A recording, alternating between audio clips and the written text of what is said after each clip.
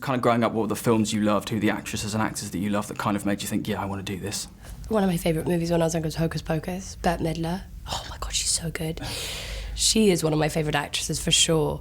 I think as a kid, you watch kids' films though. I mean, I don't really remember the first kind of adult movie I watched. It was probably scary movies, because those are my favourite thing. I used to stay at home and by myself on Halloween and watch X Factor.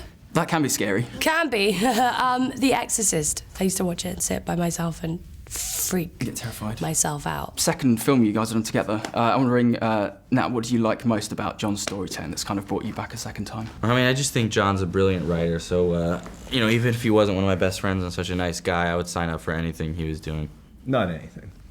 Anything. I wrote a picture book called Booger McSnotrocket about a kid who eats his own boogers. He's 5. I'll play the 5. Hey, man, I'm gonna eat my own burgers.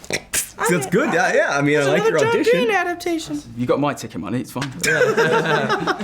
Thanks in advance for being the one guy to go to that movie. Yeah. When you got cast in this film, Jon said he thought you had a profound understanding of Margot, so I'm wondering what kind of similarities do you see between the two of you? There are definitely some similarities in terms of like pranking and being adventurous and living for experience, being spontaneous, thrill-seeking, I guess.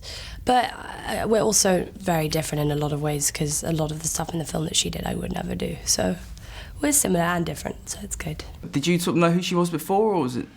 I am the only human on planet Earth that did not know who she was before Paper Towns. But when she came in for the chemistry read, I recognized her from a billboard outside my apartment in New York City with Kate Moss, where they're both like naked hugging.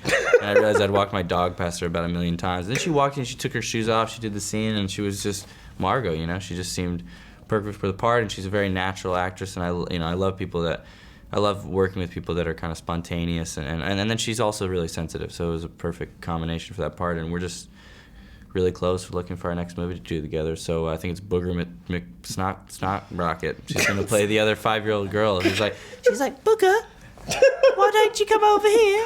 One of the things in the book, and in the film as well, was the sort of Manic Pixie dream girl, the idea of like dismantling that. How important was it for both you guys to kind of push that through in the film? Yeah, it's a very lazy trope, and I think that, you know, the danger, and it is to me a real danger, is that when you put people on a pedestal, when you idealize them, when you romanticize them, you may think that you are somehow doing them a favor, but in fact you are dehumanizing them. You are imagining them as something other than a person, and that's a very dangerous thing to do. You know, when you throw all of your gazes and your expectations onto someone, you're trying to control who they are. You're trying to define them and not allowing them to define themselves. And so it was really important to me, that in the end, Q realized that that's what he was doing to Margot, that Margot, as he says, was not a miracle, but was a person.